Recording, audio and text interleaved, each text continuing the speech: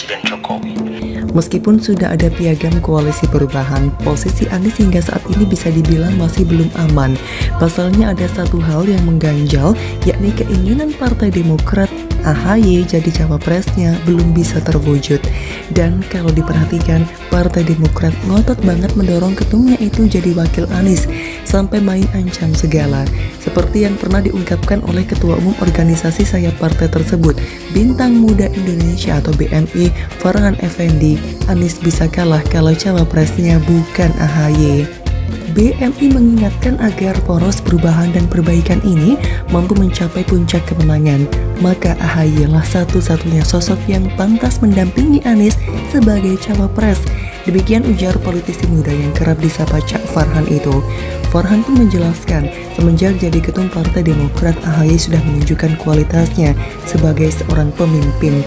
Di antaranya kepercayaan publik kepada Partai Demokrat meningkat pasca ia menggawangi partai itu, serta mampu mempertahankan kekuasaannya dengan didukung oleh kader Partai Demokrat ketika partai tersebut hendak direbut oleh kubu Joni Allen Marbun dan kawan-kawan. Pokoknya bagi Partai Demokrat, AHY adalah satrio piningit generasi strawberry. Andi Arief yang lebih keras lagi, ia secara terang-terangan mengatakan jika sampai akhir Juni 2023 koalisi perubahan tidak kunjung mendeklarasikan pasangan Anies AHY, maka Partai Demokrat mau ambil opsi lain, yakni keluar dari keanggotaan koalisi perubahan. Hal ini mengancam PKS dan Nasdem. Terpaksa dia lakukan lantaran elektabilitas Partai Demokrat turun, yang menurutnya itu disebabkan oleh AHY tidak kunjung ditunjuk jadi cawapres Anies. Si Anies yang puyeng mau menjadikan AHY sebagai teman duetnya sudah pasti akan ditolak oleh PKS dan Nasdem, tapi tidak memberi kepastian kepada mantan rivalnya di Pilkada DKI 2017 itu. Demokrat mulai gerah dan mengancam akan meninggalkan dirinya.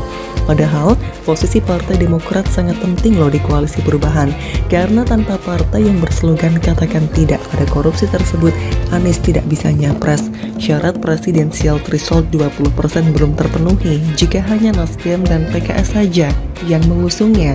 Nah, dengan segala kelicikan yang dia punya, Anies coba menerapkan peribahasa, sekali mendayung 2-3 pulau terlampaui.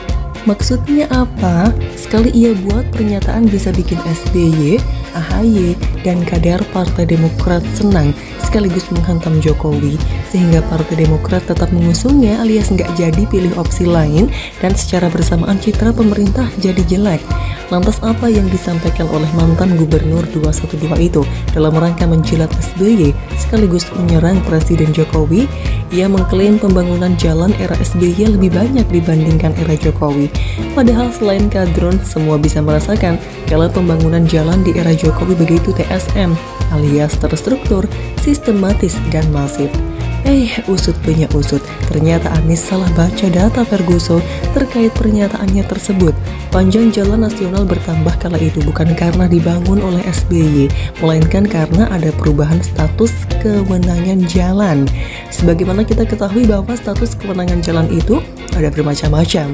Ada jalan desa, jalan kabupaten, jalan provinsi, dan jalan nasional. Nah, beberapa jalan provinsi waktu itu dialihkan menjadi jalan nasional. Otomatis panjang jalan nasional bertambah dong. Jadi kalau ada pertanyaan apakah jalan nasional di era SBY dulu bertambah? Ya betul, bertambah. Hanya saja bertambahnya bukan karena hasil kerja SBY, sehingga sama sekali tidak layak untuk dibanggakan. Malah dengan Anies ngomong begitu secara tidak langsung mempermalukan SBY.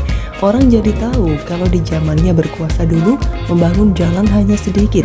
Jangan-jangan waktu mantan ketum Partai Demokrat itu berkuasa, duit negara lebih banyak dikorupsikan oleh kader Partai Demokrat daripada digunakan untuk membangun jalan nasional.